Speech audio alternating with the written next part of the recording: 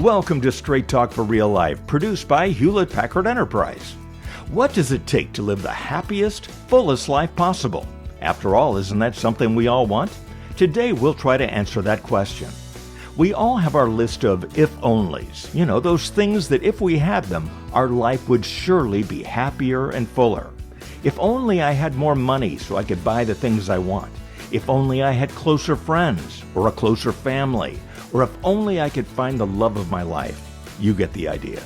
But what do the experts say? Most positive psychologists agree that a fuller, better life requires two key ingredients. First, an overall awareness of happiness and pleasure. And second, a sense of meaning and purpose. But today's guest suggests a third dimension is also critical. Want to experience a fuller, better life? Stick around. We'll explore how to live life in 3 dimensions, and it might just transform your journey.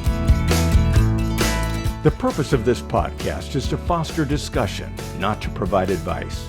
The information shared should never be used as an alternative to obtaining personalized advice from a healthcare professional, and listeners should seek such advice independently if they have any questions related to their physical or mental health. This podcast hosts different viewpoints, and the opinions of the speakers do not necessarily reflect the views of HPE. Hello and welcome to Straight Talk for Real Life. I'm Bob Peacock. Over 2,000 years ago, the Greek philosopher Aristotle said, "Happiness is the meaning and the purpose of life." Well, evidently that hasn't changed over the past 2,000 years.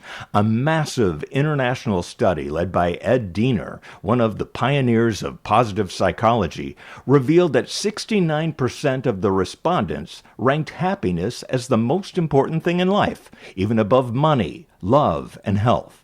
So, if happiness is our ultimate goal, what do we need to do to cultivate a fuller, better life? Today we're talking with an expert on happiness and the experience of a meaningful life. Dr. Shigehiro Oishi is a distinguished professor of psychology at the University of Chicago in the United States. Along with teaching classes about happiness and positive psychology, he's also a researcher on cultural psychology, and his findings have been featured in major publications all over the world. Dr. Oishi's research suggests a third dimension is needed for a fuller, better life, something that is often overlooked, and we'll find out about that today. He's written a book titled Life in 3 Dimensions: How Curiosity, Exploration, and Experience Make a Fuller, Better Life. Dr. Oishi, welcome to Straight Talk for Real Life. Thank you so much for having me. Before we dive into that third dimension that your research suggests is so important to a fulfilled life, let's talk briefly about each of those first 2 ingredients that most positive psychologists agree are needed. And that's happiness and a sense of purpose. The first dimension is happiness. Arthur C. Brooks and Oprah Winfrey wrote a book titled Build the Life You Want, The Art and Science of Getting Happier. He's a Harvard professor and a writer, and she, of course, is the American actress, producer, and talk show host that most people know. And in the book, Brooks says, happiness is not a destination, it's a direction. So rather than it being the goal of our life, it's a byproduct of how we live our life, how we live up to our values, and how our own wisdom and our actions affect other people. So we go after those things that we think are going to bring us lots of happiness, better possessions, more vacations, the right relationships, maybe the perfect appearance. And we always want more, thinking it's going to make us happy. Brooks says the biggest reason people don't get happier is because they don't know what they're trying to increase. They can't define what happiness is. So my obvious first question is, what is happiness? Right. So happiness traditionally means good luck and fortune. So for instance, Aristotle used the word eudaimonia. Eu is good, daimon is a good spirit. So good spirit on your side. And in order to do that, you have to have good luck and fortune. Unfortunately, in the United States, in English, American English, the happiness became something that people pursue. So, original definition of happiness being good luck and fortune, then you don't necessarily say pursuit of happiness, right? Because luck or fortune might not be, uh, we might not be able to actively pursue or actively achieve. Just if you're lucky, you have it, right? So that concept was pervasive for a long, long time, but it is really interesting, at least in the United States. Um, that concept of happiness sort of disappeared and replaced by the satisfaction of one's desires and needs and things of that nature. We put so much pressure on ourselves to be happy. And Exactly, exactly, in our pursuit of happiness, our expectations or our standards of what that means can sometimes lead us in the wrong direction to feelings exactly, of unhappiness or regret, right? exactly. So I agree with author, Brooks, that you shouldn't probably actively pursue happiness. Uh, in part because there's so many things in life that you have no control over. So everybody wants to be successful. And, those people who are successful, like Elon Musk, probably say, oh, I did it because I'm great, smart, and, hardworking. But the truth is, everybody's success is, byproduct of some kind of talent, of course, but also luck, right time in the right place, right? So, um, I think that's the real difficulty of pursuit of happiness. And I like William James, the formula best because essentially he says happiness is the function of success and your ambitions. So, formula being success, amount of success you have divided by your ambitions. Mm, And typically, Americans and many of us try to maximize happiness by, maximize our success. But unfortunately, when we become successful, our ambitions also grow. So proportionally, essentially, the subjective sense of happiness doesn't increase. I mean, great example is Jim Clark, who was a co-founder of Netscape in 1990s. He said initially, if I make 10 millions, I'll be happy, right? But when he made 10 million, he said, oh, now I want to make 100 millions. And now he makes 100 millions. And then he said, oh, I want to make 1 billion. And he makes 1 billion. And then he said, oh, I want to be richer than, yeah. Larry Ellis, the co-founder of the Oracle. And unfortunately he never achieved that. So I don't think he ever achieved happiness. But that's the problem of pursuit of happiness, that as you succeed, your ambitions also grow. So it is very, very difficult to achieve. Therefore, if you look at around the world, who's happy, right? World happiness ranking, almost always uh, Finland or Denmark rank, number one. Right. So BBC went there in Denmark and interviewed people like, why are you guys so happy? And they say, oh, we don't expect that much in life. We're grateful of what we have. So they are really good at constraining their ambitions. So their way of increasing happiness is not maximizing success per se, but taming their ambitions. And I think that's what is very difficult, particularly for Americans, to Yeah. achieve happiness. Well, does the definition of what happiness is change depending on where you are in the world? And do Yeah, other cultures place the same pressures on themselves as we do in the United no, States? no, there's a great study about the pressure to be happy, and Americans tend to feel pressure so much more than people who live in Asia and elsewhere. Well, would most people say that happiness is still their number one desire? So I don't know whether they do, but my advisor Edina, when did the huge international survey, as you said, 69% of the respondent from 39 countries essentially said 7 on the 1 to 7 point scale. How important is happiness? So um, I think a lot of people still say happiness is their ultimate goal. Okay, so that's happiness. Now let's talk about the second ingredient or dimension, if you will, that researchers agree is critical for a fuller, better life. And that's having meaning and purpose in your life, a sense of fulfillment from working toward personal values and goals and serving other people. Exactly. In a graduation speech given about probably 10 years ago, former First Lady Michelle Obama Mm-hmm. encouraged graduates to be great, she said. Build Mm-hmm. great lives for yourselves. And she said, please, please, always, always do your best to help others do the same. Helping others seems to be a major element in having a fuller life. Is that right? Exactly. So the critique of happiness or personal happiness is that, somebody might feel happy about their lives. Then does that mean he led a good life? So essentially, the people who emphasize meaning or meaningfulness is emphasizing that the good life is essentially somebody doing a good deed and making a difference and contribution to society. So if the personal happiness is to make yourself happy, essentially to have a meaningful life is essentially to make others happy, even at the expense of one's own happiness. So, what are some ways that we can put more purpose and meaning into our lives? Yeah. So the meaning is very, very subjective. We are often surprised when we hear the news somebody ended their own lives, and especially if this person appeared to be very, accomplished. So I remember an economist I respect ended his life, and it was so shocking to me because he was loved by many.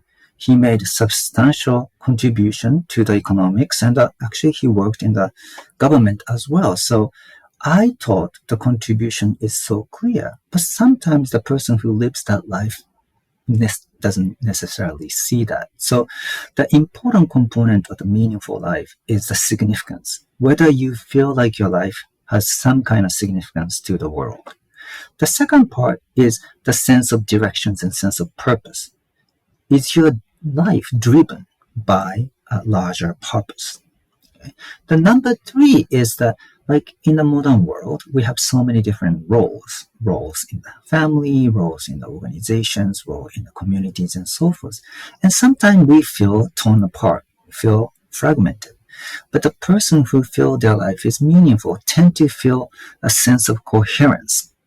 So oftentimes, the meaning and meaningful life is defined by the three features. One is the significance, second is the purpose, and the third is the coherence. Okay, so now let's talk about your research. Your research has shown that there's a third dimension that is just as important to cultivating a fuller, better life. What is that third dimension, and what made you realize or theorize that something else was even Mhm. needed? Yeah, exactly. So, um, psychologically rich life is the third dimension we propose, and we define psychologically rich life as a life filled with interesting, diverse, sort of perspective changing experiences. So, in a sense, it is like that. You can imagine easily who is materially rich, right? The person has huge asset, huge income, huge money. So you can imagine the financial portfolio with the full of investment.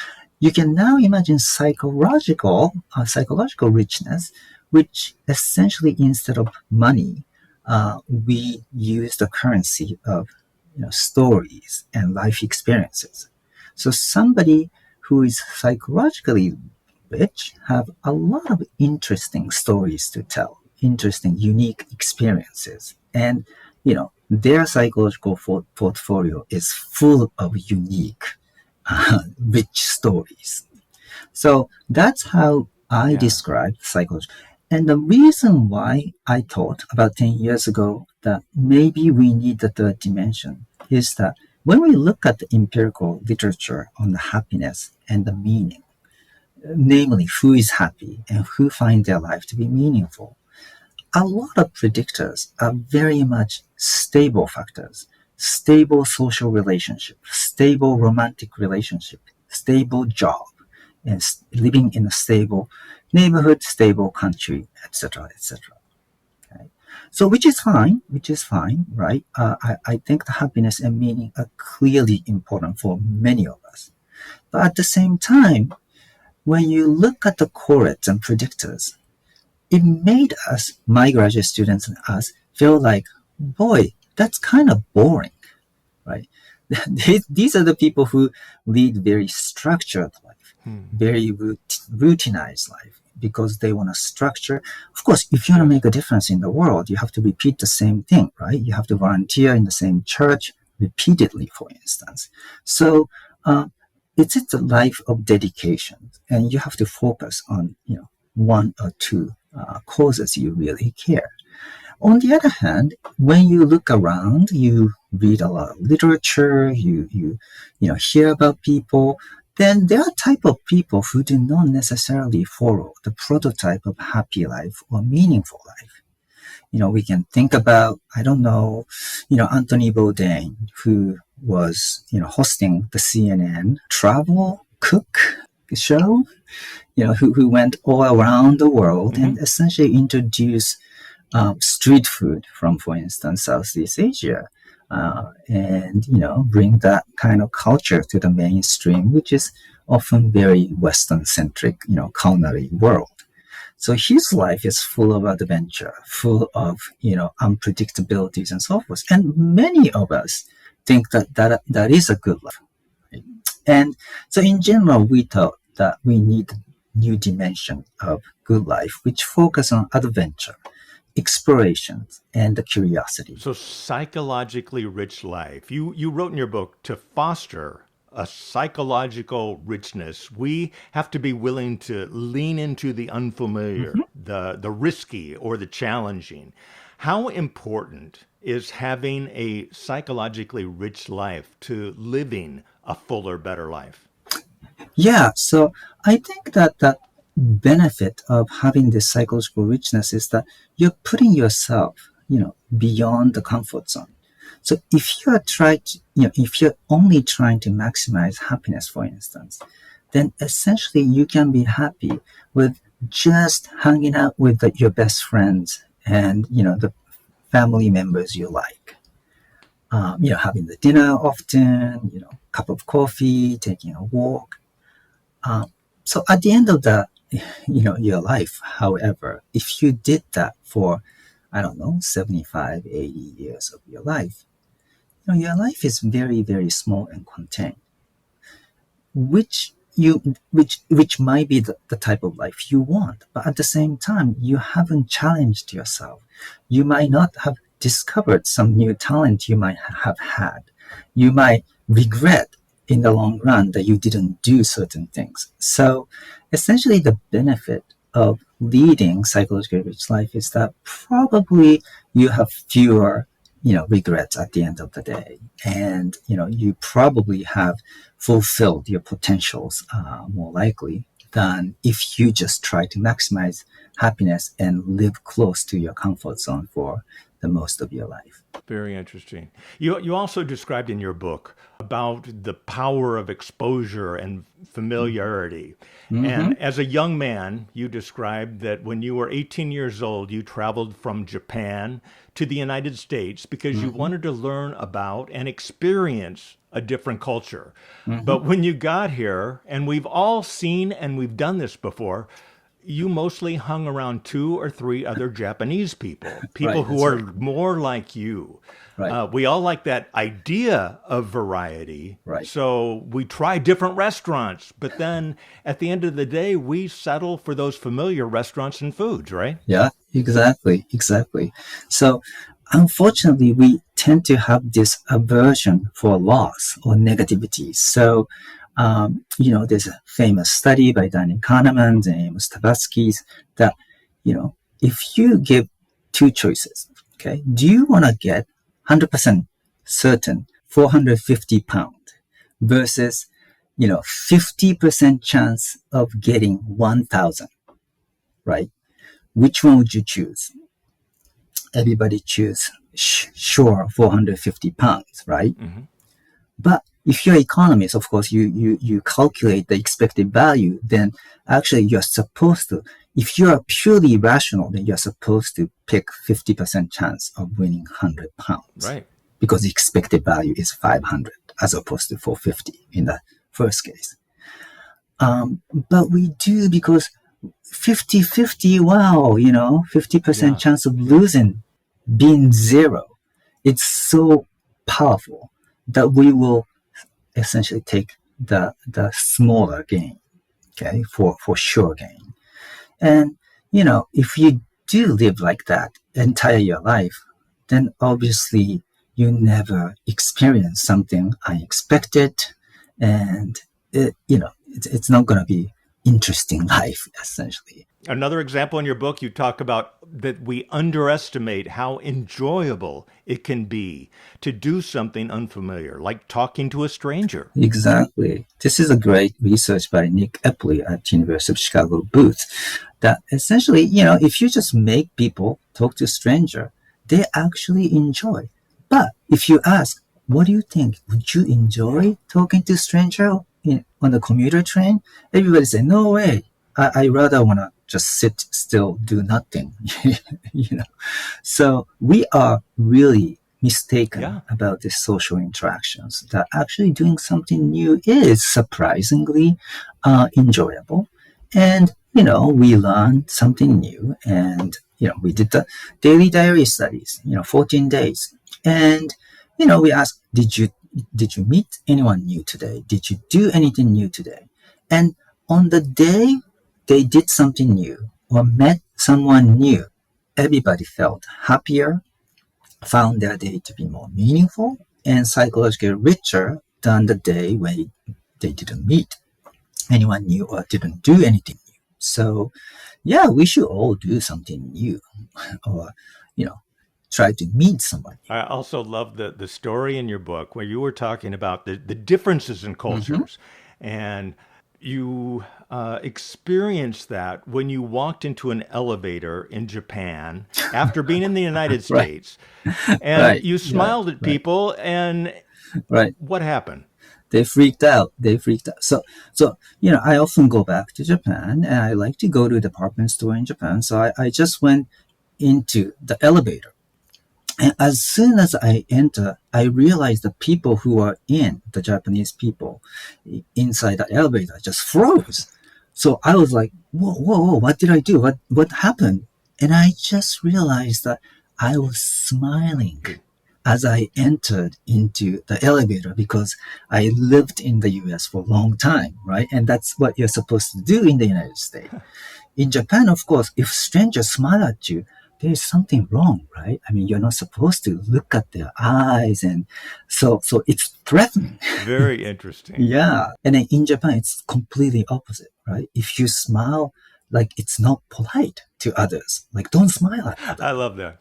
So, you also talked about journaling, how it can help you remember and Mm-hmm. accrue all of your experiences. How do memories and storytelling Right. help cultivate a psychologically rich life? Right. So I think, you can experience all kinds of things. You can watch 6,000, films, you can read 5,000 books. But if you don't remember anything, right, it's not going to enrich your life.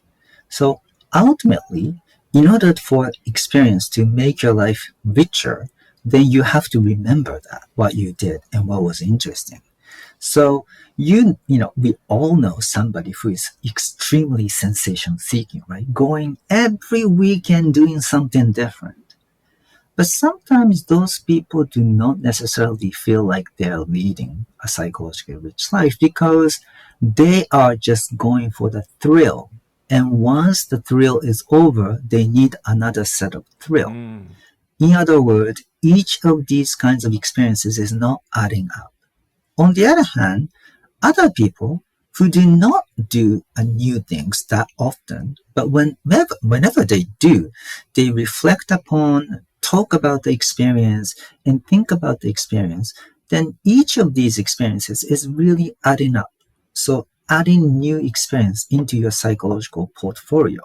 So in order for you to have a lot of interesting experiences and stories in your portfolio, then of course you try to remember what happened. Otherwise, experience could be wasted. Very good. I heard the other day So a speaker talk about the difference between pleasure and enjoyment. Pleasure is about that instant gratification. It feels great for that moment, and it's kind of a quick dopamine mm-hmm, hit, but it quickly goes away. mm-hmm, Where mm-hmm, mm-hmm. enjoyment lasts Right. longer. So if scrolling through social media gives me a Mm-hmm, few minutes of pleasure, then spending time with someone I really care about and having a right. meaningful conversation will give me more enjoyment. Exactly, much more enduring. So I think the memory, savoring and just those kinds of things, the journaling, really help us, just accrue these experiences. You can also accumulate psychologically rich experiences by reading about other people's experiences Oh, or listening to music or looking at art and exploring hmm, and appreciating the new things that you see and hear when you do that. Is that right? yeah, exactly. So one way to, increase your psychological richness is indeed go out there in the world and just explore. But the second equally beneficial and the efficient way to do it is to just appreciate the arts and literatures and things like that. So, when you read the book, and really, really good book, say, Remains of the Day by Kazuo Ishiguro, like you're completely transported into this, literally world, this case in the 1920s and 1930s England, right? And then just really vicariously going through and experience what the main characters are going through. And sometimes you really just, you know, feel some emotions that you haven't experienced for a long time. So I think the literature or film and artworks also are really amazing, avenues to enhance your psychological richness because that's where you really feel like your perspective has changed. Yeah, I think in your book you said something about it has to remain in your memory and it has to change your perspective. Otherwise, it's really just entertaining. Exactly, But exactly. when it changes you, it really does add that psychologically rich experience. Exactly. There's so many films I enjoy, right? Home Alone or whatever. Yeah. And, during that 3 hours or so, like you thoroughly transported and enjoy. But at the same time, it's an entertainment and it's just a pleasure if I, borrow your words. Um, so it just disappears as soon as it is over. Whereas some film really just lingers, right? Make you think about the character and why did he do that? And those are the things that remain in your memory and change your perspective. Yeah, it's all about that exploration again. Yeah. I loved in the book, you had a Mm-hmm. metaphor, a trip Mm-hmm. metaphor, where you said a happy life is like a Caribbean cruise. Everything is Yeah. planned for you, where you go and what you're going to Yeah. do.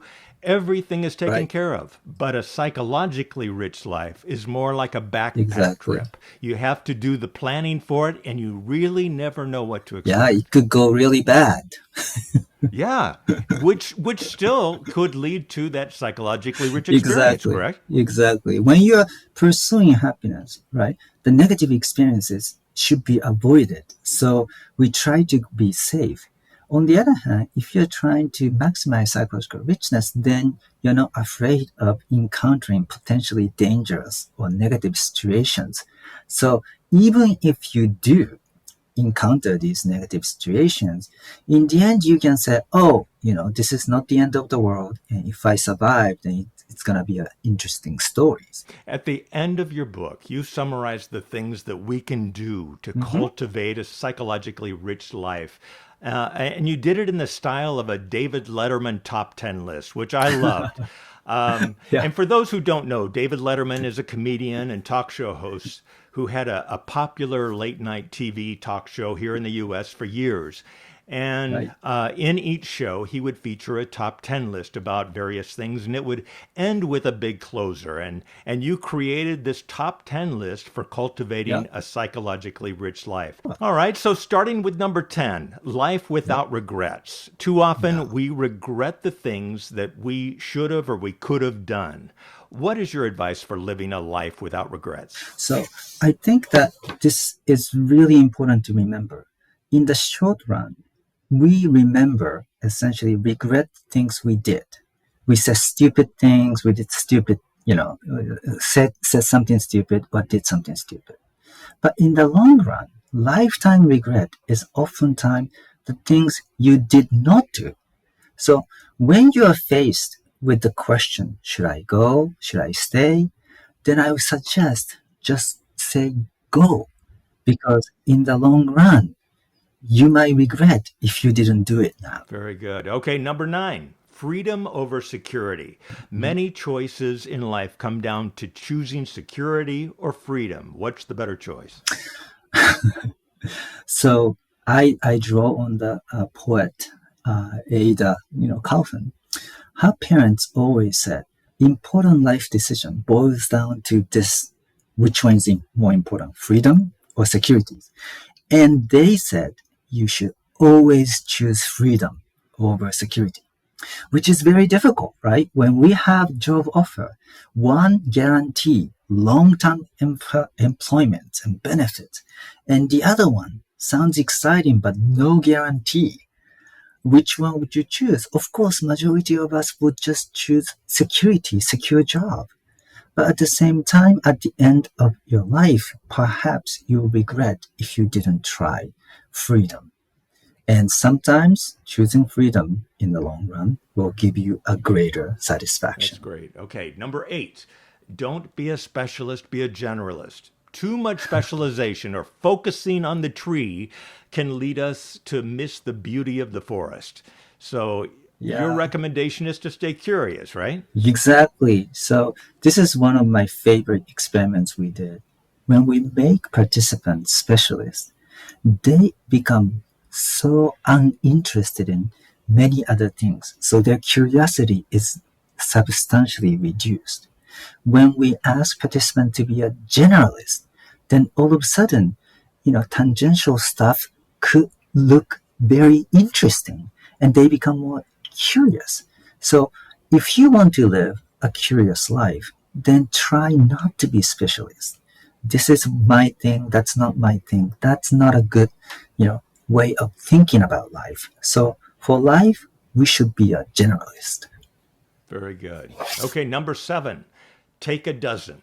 We are attracted to things we're familiar with. Right. And by doing so, we forget the joy of exploring and discovering new things. So, explain take a dozen. Yeah, so this is a famous secretary problems in statistics and psychology as well. So your job is finding the best secretary, right?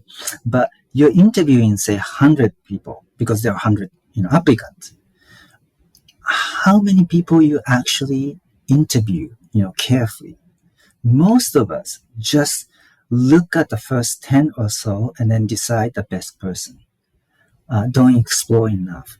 So there is an enormous, amount of data showing that we do not explore enough.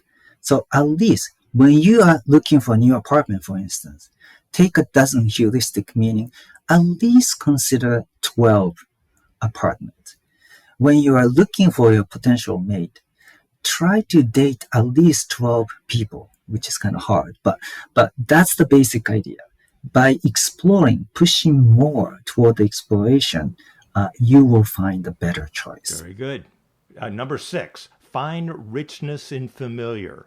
Revisit your favorite band or your favorite author or artist, book or film, and look deeper for something new in the old. Exactly. So, many of us are so afraid of doing new things, right? After listening to my talk, maybe you think, oh, do I have to go to Europe? Do I have to go to Southeast Asia to have a psychologically rich life? Well, if you are not that type of person, It's okay to stay close to home. Sometimes by digging deeper into the familiar, for instance, listening to your favorite band, from the high school days, you might find something new. Reread your favorite book from your college day, for instance. You will identify with different characters now, and then you'll find something new. So psychological richness can be found in the familiar area too. And especially if you're reluctant to explore the world, then I recommend dig deeper into the familiar and you might find something new. Fantastic. Okay, these are the top 10 list for things you can do to cultivate a psychologically rich life. And we're on number 5. Don't be afraid of negative events. You wrote that many of us fall into a happiness trap and we avoid negativity. But your reminder is that it's okay to fail. Is that right? Yeah, and indeed, the failures, at least the initial failures, make your life and story more interesting. Imagine somebody who went to Harvard and, the Yale Law School and entire their life super successful. Is it the interesting story? Not at all, right?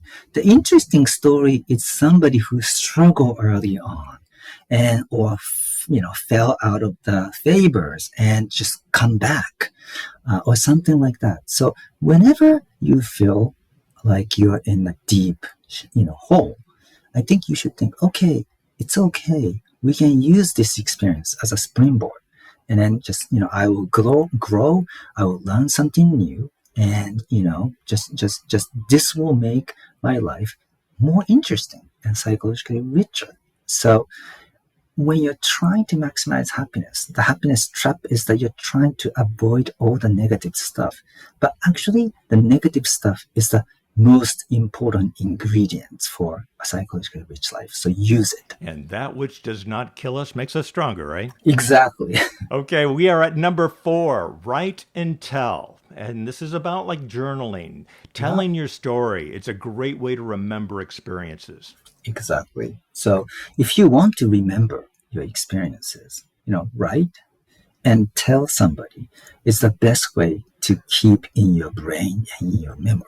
And that way you'll keep accumulating interesting stories and, enriching your psychological portfolio. Okay. Top 10 list on how to cultivate a psychologically rich life. Number 3, be spontaneous. Stop by a resale shop, a used bookstore, or a gallery, because when you explore, you never know what you're going to find. Right. So our life is extremely structured, extremely routine. And in order for us to get things done, right, we have to routinize, we have to just make sure we get things done. But if everybody is, living life with a full schedule, then you have so little room for spontaneous outing, right? So when was the last time you spontaneously went out, hung out with your friend, or from high school or college? I mean, for me, that would be long, long, long time ago, because we know everybody is the packed schedule, everybody is so busy. But the best memory is often made by spontaneous outing, right? In my case, I was driving back from Baltimore to Charlottesville and I saw the sign Annapolis, and I was like, "Oh, Annapolis! Anyone want to go to Annapolis?" And then, to my surprise, my wife and kids said, "Yeah, let's go." So at the last moment, I just, turned the wheel quickly and got out, and then went to Annapolis. And years later, we still talk about it. So I think we want to be spontaneous once in a while. Absolutely. And really close to that is number 2, be playful. Be open to being foolish. Hang out with younger people and dance like nobody's watching, right? Exactly. So really related to the scheduled, structured life, we adult professionals are so serious, right? The business is so serious. We have to do X and Y every day. Our performance is closely measured, every quarter, every month. So when you live in corporate life or professional life like that, we often forget to be like a kid, like being playful. And I really love what Erik Erikson, the psychiatrist, said about the being playful. Being playful is taking a vacation from economic and the social realities and living a life somewhere between the reality and the fantasy. Just like 5 years old, just like a dog, chasing the tennis ball. And we really are rarely in a playful, state of mind. So I think it is important to remind us it is okay once in a while to deviate from the routines and not finish all the to-do list. The number one lesson for achieving psychological richness, borrowing from a really famous brand, just do it. Right. Nike is so just do it, right? It's important. Essentially, we are faced with should I stay or should I go? Questions again and again. And I think it is really important to say to ourselves, just do it. If you think about doing it, why don't you do it? Because even if it was a mistake, in the long run, at least you can say you did it and you learned something new. So my final message to everybody is when you have the question, should I do it? Just do it. You won't regret it. If you already have happiness and meaning, then maybe your life is very stable. And sometimes, you might benefit from changing and shaking up a little bit to get the new perspective and, fresh sense of life, liveliness. So I think ideally we want to live in all three dimensions, but I would say it's a good life if we can have at least one of the three. Fantastic. Well, thank you so much, Dr. Oishi. Thank you so much for having me. The title of Dr. Shigehiro Oishi's book is Life in Three Dimensions: How Curiosity, Exploration, and Experience Make a Fuller, Better Life. Our hope for you is that you live life in three dimensions, that you experience joy and happiness, that you feel a sense of purpose, and that you explore experiences that, along with happiness and a sense of purpose, will give you the fullest, best life possible. If you're an HPE team member, there are many resources to help you be the very best you, and they are available to you and your family members through the HPE Global Wellness Program. If you're in the U.S., you'll find them on myhperewards.com. And if you're outside the U.S., you'll find them on the Global Wellness page. My thanks to my guest today, Dr. Shigehiro Oishi, for sharing his research. We hope it was helpful to you. If so, please tell your friends and coworkers about our podcast. And until next time, may you make happiness a priority in your life. Cultivate it, share it with others, and embrace every opportunity to be the happier, more fulfilled person you're becoming every day. Thanks for listening. Let's talk again soon.